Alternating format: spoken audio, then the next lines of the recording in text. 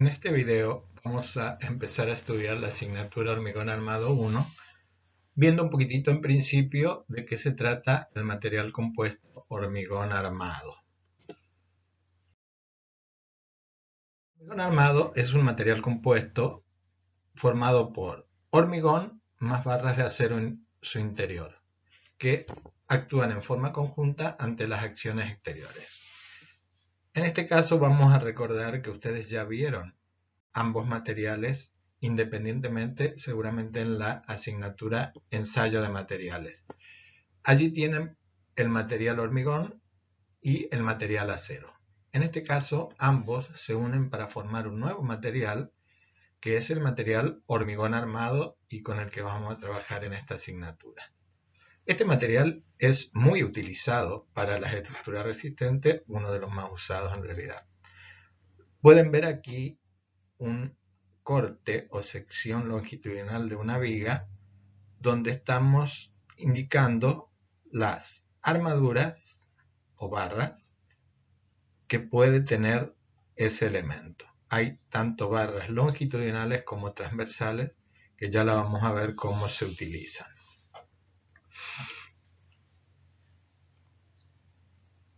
Tenemos también secciones transversales donde se muestran distintas formas de colocación de estos elementos en su interior. Por ahora solo queremos que vean que es un material conjunto y tenemos hormigón recubriendo barras de aceros en el interior, y vamos a ver posteriormente cómo es que se colocan estas barras y por qué se colocan así.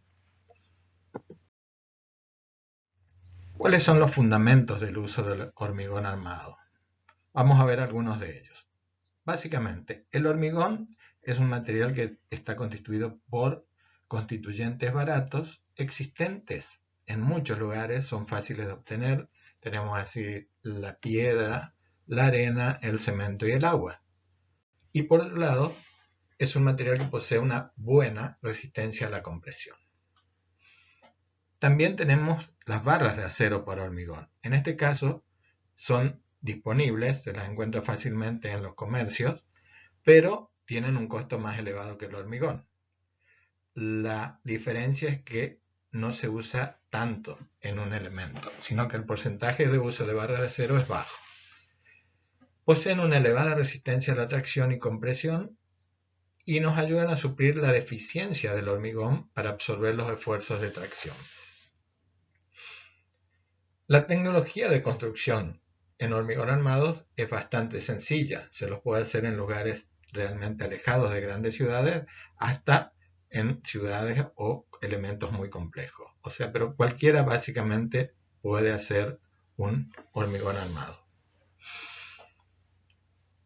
Los coeficientes de dilatación térmica son similares. Esto es muy importante porque hace que los dos materiales, frente al cambio de temperatura, se comporten de la misma manera o similar manera, o sea, tienen las mismas deformaciones, lo que hace que las tensiones en ambos materiales sean la misma.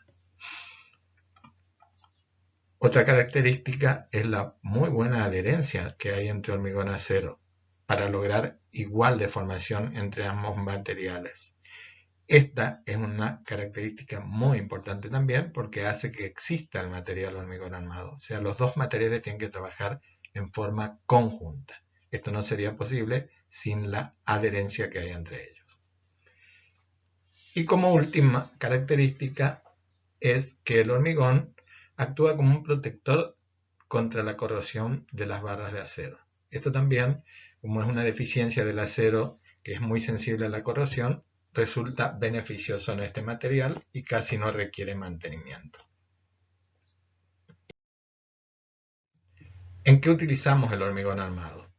Básicamente, el hormigón armado tiene múltiples usos.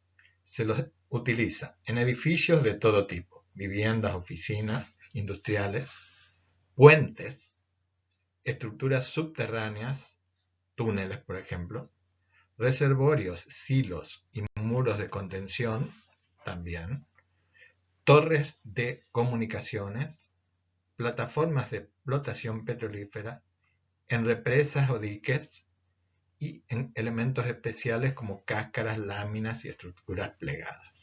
se puede ver que el uso del hormigón armado es muy amplio en todo tipo de estructuras existentes.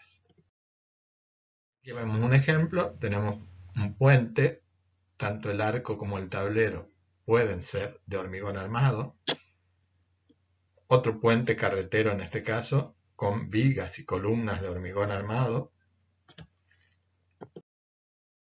estadios donde generalmente las tribunas, las columnas y vigas son de hormigón armado, plataformas petrolíferas con sus columnas y elementos también en la plataforma de hormigón armado, torres de televisión o radio, todas de hormigón armado, diques o represas también de hormigón armado, y los más comunes, los edificios de hormigón armado para todo tipo de destino. Acá se ve una estructura muy conocida, ustedes la pueden ver en todas las ciudades, de un edificio de hormigón armado. Acá un edificio terminado ya, pero también con su estructura de hormigón armado.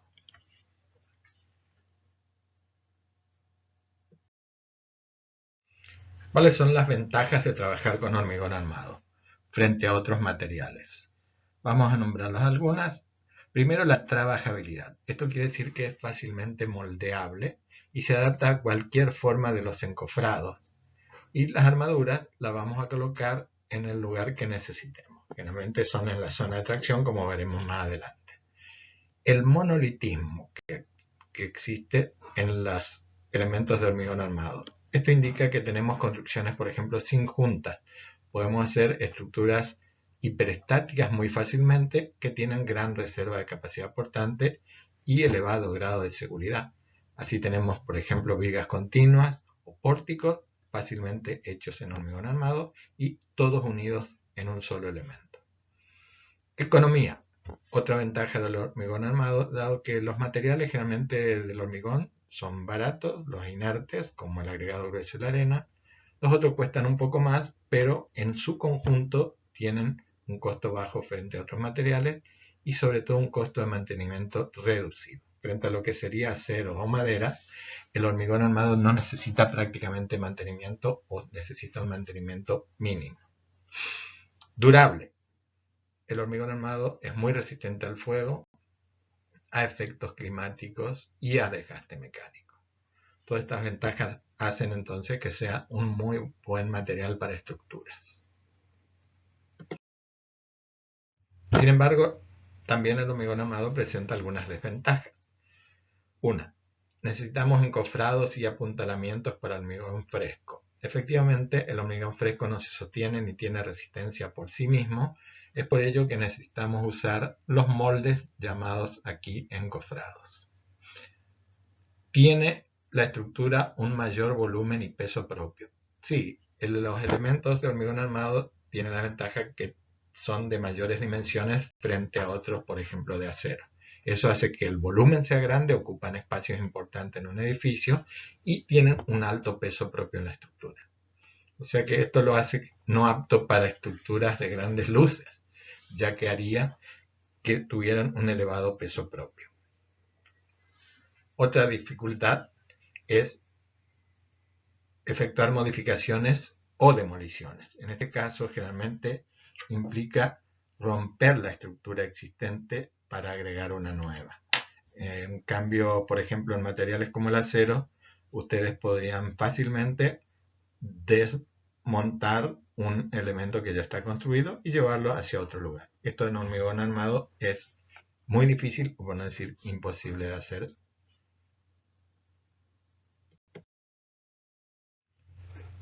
Acá tenemos los materiales componentes del hormigón armado.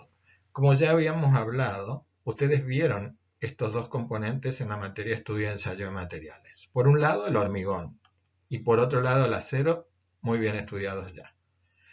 Vamos a recordar algunas cositas que nos van a venir como utilidad para el caso de nuestra asignatura.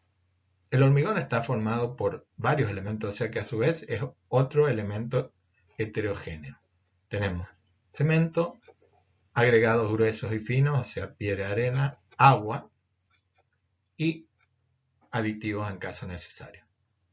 Todo esto conforma el hormigón como un elemento heterogéneo. El acero. En este caso vamos a usar el acero que viene en barras de diámetros variables de 6 hasta 40 milímetros y longitudes de 12 metros. Y también para losas se utilizan mallas de diámetro 5 a 12 milímetros. Son las dos formas en que vamos a utilizar el acero que se va a colocar en el hormigón armado. Bueno, del material hormigón en sí nos interesa la característica resistencia a la compresión, porque es la que nos va a dar la resistencia en un elemento de hormigón armado. Acá podemos ver unas curvas que representan la tensión, identificada con la letra Fc, y la deformación, εc, por mil, de probetas del hormigón ensayadas en laboratorio. ¿Qué nos da esto? Distintas curvas donde se ve tanto la tensión máxima a la que llegan cada tipo de probeta y la deformación máxima que sufren. Se puede ver acá alguna característica en estas curvas, como es que la relación tensión-deformación es aproximadamente lineal, bastante lineal, hasta más o menos la mitad de la tensión de rotura. Luego se empieza a curvar y llega hasta un punto máximo que es la tensión de rotura de ese hormigón. Bueno, y después cae la curva. Tenemos, si se fijan, para distintos tipos de hormigón nos darían distintas resistencias. Algunos tienen más resistencia, otros menos resistencia. Pero si miran la deformación a la que llega en el momento de la máxima resistencia, anda aproximadamente para cualquier tipo de hormigón entre el 2 y el 3%. El modo de elasticidad puede sacarse con la fórmula 4700 raíz de F'C, que ya vamos a ver que F'C es la resistencia especificada del hormigón a compresión, y es la que vamos a usar nosotros en los cálculos. ¿Cómo se saca esa resistencia a compresión del hormigón? ¿Con qué resistencia vamos a trabajar? Bueno, si nosotros hacemos muchos ensayos en probetas de un mismo hormigón, vamos a ver que sus resultados tienen bastante dispersión, o sea, obtenemos muchos resultados distintos y no todos coincidentes. Si llevamos esos resultados a un gráfico donde acá aparece la frecuencia con que está apareciendo esa tensión, o sea, cantidad de veces, y acá el valor de la tensión que alcanza de rotura en cada probeta, vemos que podemos construir un histograma tomando ciertos intervalos, ¿no es cierto?, de conveniencia, pero si unimos sus puntos medios, vemos que nos da lo que es una curva aproximadamente igual a la curva de Gauss. Con lo cual podemos ver que hay valores de resistencias altos, algunos valores, otros bajos, y en la zona media hay una concentración de valores, ¿cierto? Ahora bien, nuestro problema es saber cuál es la tensión que vamos a usar, por ejemplo, para este hormigón, que hemos obtenido muchas probetas y nos dan resultados variables, dispersos. ¿Qué tensión vamos a usar como tensión para este hormigón? Para eso tenemos que basarnos en estudios estadísticos y, por ejemplo, hallar la resistencia media de ese hormigón. La resistencia media, como ustedes saben, es la suma de todos los resultados obtenidos en cada probeta dividido el número de ensayos n. Ese valor todavía no nos da el valor que podemos usar como resistencia a compresión a ese hormigón, porque si ustedes ven, la resistencia media que estaría acá, tenemos muchos valores, más o menos la mitad, por debajo de él. Quiere decir que en principio no lo podemos usar a eso como valor de resistencia a la compresión de ese hormigón. También saben, o por estadística les cuento, que hay lo que se llama el desvío estándar obtenido con esta fórmula. Es un valor que me indica más o menos el porcentaje de dispersión o variación que hay con respecto a la media de los distintos valores. O sea, un desvío estándar chico implica poca dispersión y un desvío estándar grande implica mucha dispersión. Quiere decir que un desvío estándar chico me da una curva con un pico grande y poca dispersión, en cambio un desvío estándar grande me estaría dando curvas más aplanadas. También se puede trabajar con el coeficiente de variación que está relacionado entre el desvío estándar y el valor medio. Básicamente, trabajando con esos valores se puede obtener una fórmula que me da un valor que es un poco más exacto para trabajar con ese hormigón. ¿Y cuál es? En la gráfica lo vamos a designar así. Es aquel valor de tensión que si yo lo marco acá, por debajo de él queda solamente un 10% del área, considerando todo el área bajo la curva como 1. Acá tenemos dos hormigones distintos, fíjense en base a lo que yo les comentaba. Este primer hormigón tiene un desvío estándar chico, o sea que tiene un pico alto y los valores se agrupan alrededor de él. En cambio el hormigón 2, número 2, tiene un desvío estándar grande, es una curva más aplanada, los valores están alejados del medio. Acá están indicados los valores de media o promedio. Entonces, este es la tensión para el hormigón 1 y esta es la tensión para el hormigón 2. Si ustedes miran, el hormigón 2 tiene un mejor valor medio. Pero si miramos acá, ambos tienen un valor que me indica que por debajo de la curva hay el 10%. Ese es el valor que vamos a tomar como valor característico del hormigón y la tensión que vamos a utilizar para calcular las armaduras.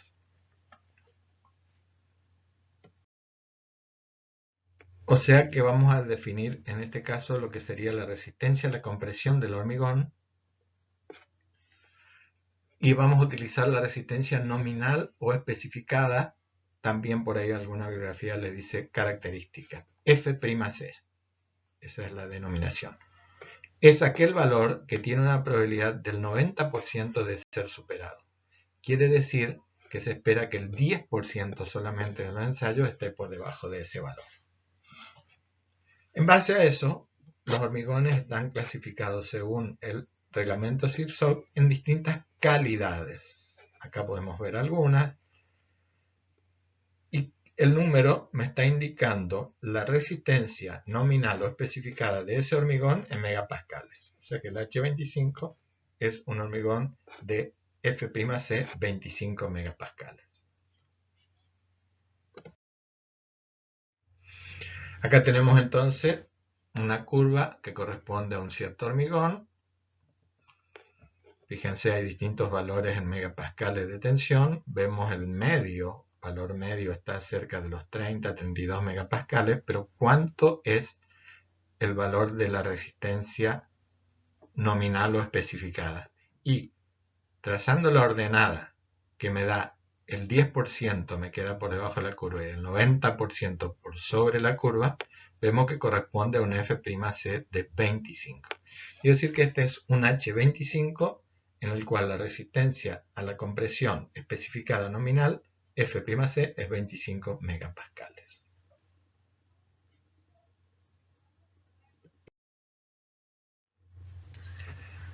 En cuanto al tema de aceros para hormigón, tenemos dos tipos de acero que se suelen utilizar en hormigón. Los aceros de dureza natural llamados ADN, aquellos que se laminan en caliente y las propiedades resistentes y otras propiedades se basan en la composición química, o sea, se les da esa resistencia con distintas aleaciones.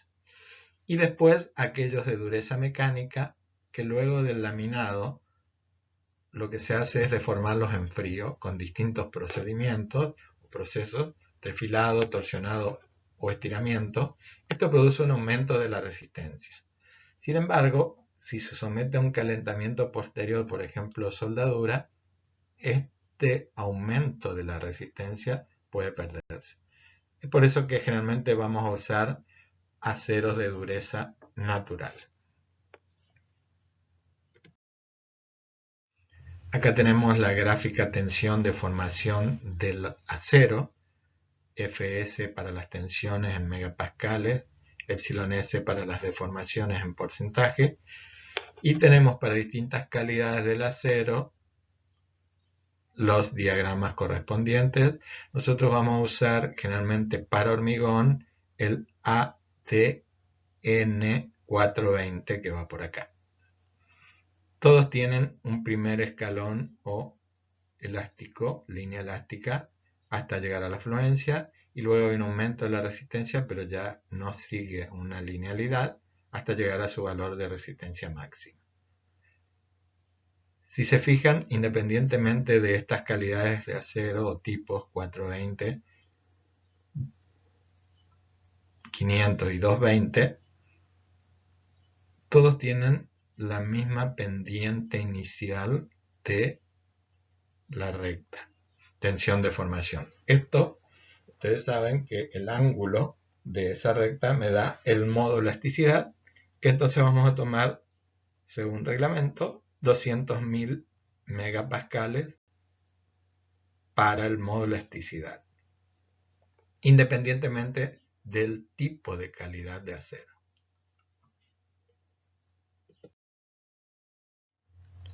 Los aceros habíamos dicho que los vamos a utilizar en barras, que son barras con unas pequeñas nervaduras que sirven para la adherencia justamente. Según los fabricantes hay distintos tipos de modelos de nervaduras, pero todas tienen el mismo fin, mejorar la adherencia. Y la denominación es la que tiene acá. AL es el acero liso de 220 megapascales. El ADN, que es el que le dije que vamos a utilizar generalmente, es 420 megapascales, la tensión de fluencia, la que se indica acá.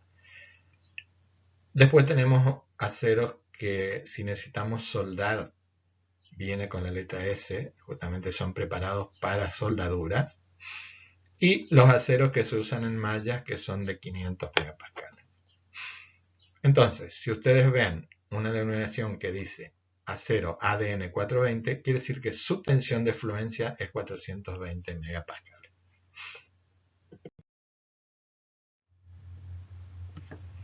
Vamos a ver un poquito ahora el tema de los elementos estructurales y qué elementos vamos a estudiar a lo largo de nuestra asignatura.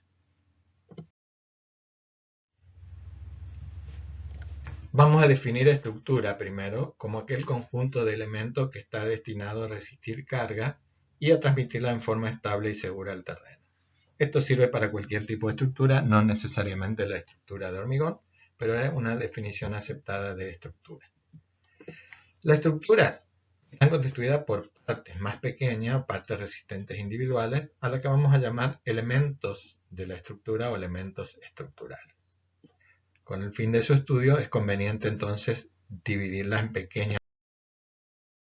Acá tenemos la estructura muy simplificada de un edificio de hormigón armado y vamos a ver algunos de los componentes entonces de esa estructura. Lo que primero nos aparece sería acá la losa. La losa es el elemento que constituye los entrepisos y también la azotea o techo, y es un elemento superficial generalmente horizontal. Sobre él se desarrollan todas las actividades pues, que se llevan a cabo en los edificios y en sus entrepisos. El siguiente elemento que aparece es la viga. Son elementos lineales horizontales. Cuando decimos superficiales y lineales, quiere decir que tienen esa dimensión preponderante. Una losa, la superficie es preponderante, su espesor es despreciable. En una viga, la longitud es un elemento importante y, sin embargo, las dimensiones de la sección, tanto ancho como alto, son despreciables. Cuando digo despreciable acá se refiere a la dimensión en general y después al peso de ese elemento. Pero cuidado, no es así con respecto al dimensionamiento que vamos a hacer a continuación.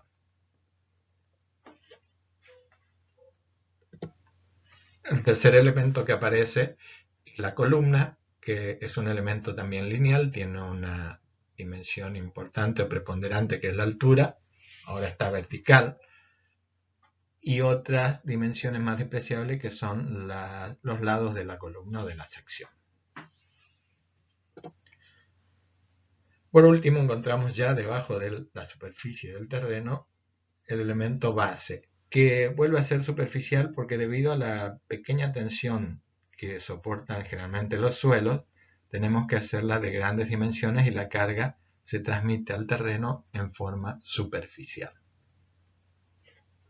Estos son básicamente los 4 elementos que constituyen una estructura de hormigón armado.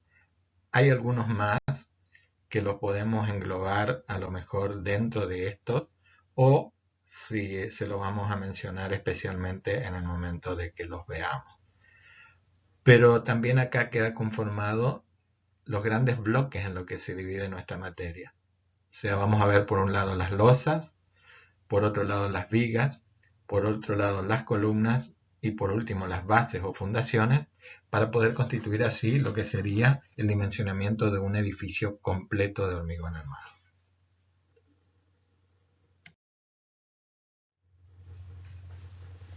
Acá tenemos una vista tridimensional de lo mismo, un edificio de hormigón armado, con los elementos que ya les mencioné anteriormente.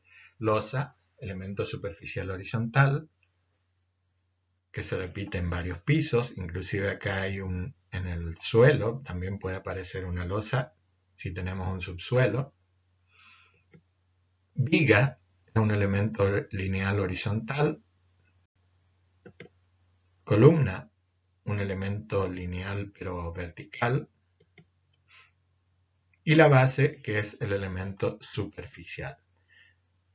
Acá aparecen algunos otros elementos que vamos a ir viendo también. Fíjense, por ejemplo, hay una escalera, acá hay un muro de sostenimiento. Tenemos distintos tipos de elementos que aparecen además de estos principales. En algunos casos lo vamos a ir viendo, en otros ustedes lo ven en otras materias.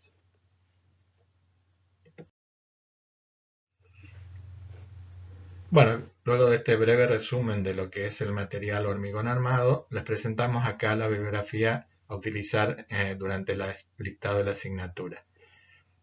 El libro base es el libro del ingeniero Oskar Moller, que se llama Hormigón Armado. Es de la Universidad Nacional de Rosario. Generalmente lo tenemos disponible en la biblioteca, en el caso de clases presenciales, y por ahí anda también algún PDF para que lo puedan tener. Otro libro útil es el de los ingenieros Orler y Donini, Introducción al cálculo de hormigón estructural, en esta edición. Pero hay otra edición con otro nombre, pero con los mismos autores, donde podemos sacar algunos elementos que nos van a ayudar también y que no están completamente desarrollados en el libro del ingeniero Moller. Y después tenemos reglamentos, que ya vamos a hablar de los reglamentos, pero el reglamento CIRSOC 201 y el reglamento CIRSOC 101 son básicos y los vamos a utilizar durante el dictado de la asignatura. Realmente estos reglamentos están disponibles, nosotros se los vamos a poner en algunos de los medios virtuales que tenemos para que puedan descargarlos. El que lo puede conseguir por otro lado suele estar impreso, o si lo tienen ya de antes también lo pueden utilizar. Pero nosotros se lo vamos a proveer a través de algún link para que lo puedan descargar. Con eso damos por terminada esta clase. Muchas gracias por su atención.